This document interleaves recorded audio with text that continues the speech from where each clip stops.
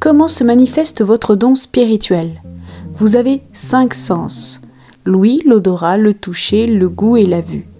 Donc 5 façons différentes de recevoir les messages qui vous sont destinés. Vous pouvez donc les recevoir de façon visuelle, ça s'appelle la clairvoyance, de façon auditive, c'est la clairaudience, etc. Il vous est aussi possible de ressentir des sensations comme des vibrations, des tempos, des envies de bouger. Ça, c'est un sens supplémentaire, on peut appeler ça le sens du mouvement ou la kinesthésie. En tout cas, sachez qu'il y a plein de façons différentes de recevoir et vous pourrez en faire l'expérience. Je vais dans cette vidéo vous donner un petit exercice pour pouvoir expérimenter vos différents modes de réception. En revanche, à terme, il est clair que c'est un peu comme dans la vie réelle, on est souvent plus branché, plus câblé sur l'un de nos 5 sens.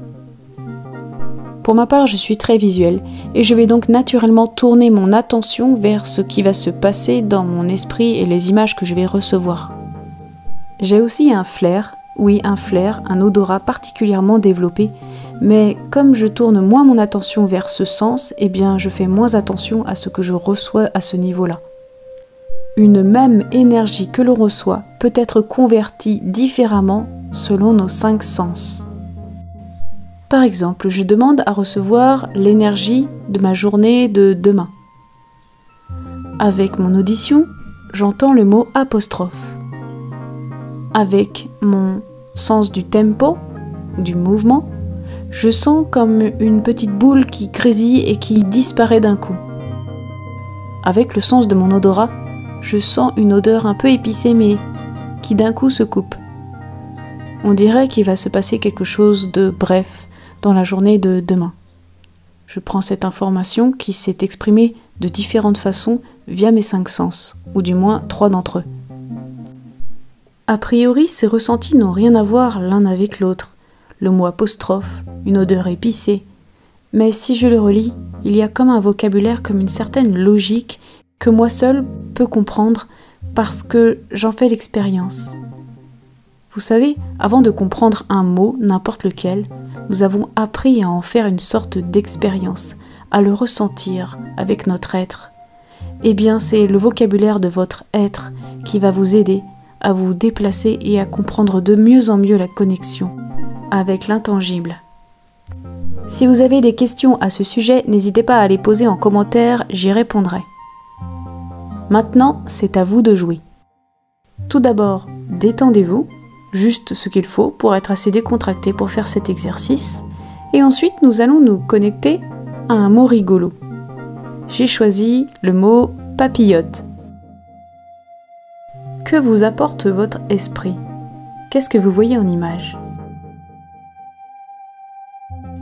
Comment la voyez-vous à votre façon? Allez dans le détail. Regardez-la telle qu'elle vous apparaît. Comment est-elle cette papillote qui vous vient?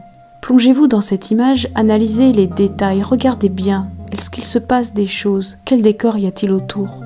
De quelle couleur est-ce que c'est fait? Qu'est-ce que vous pouvez remarquer?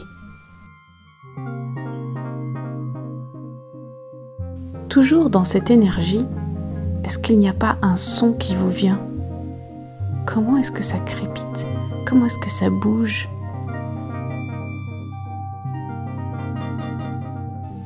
Laissez votre créativité s'exprimer dans l'énergie de la papillote qui vous vient.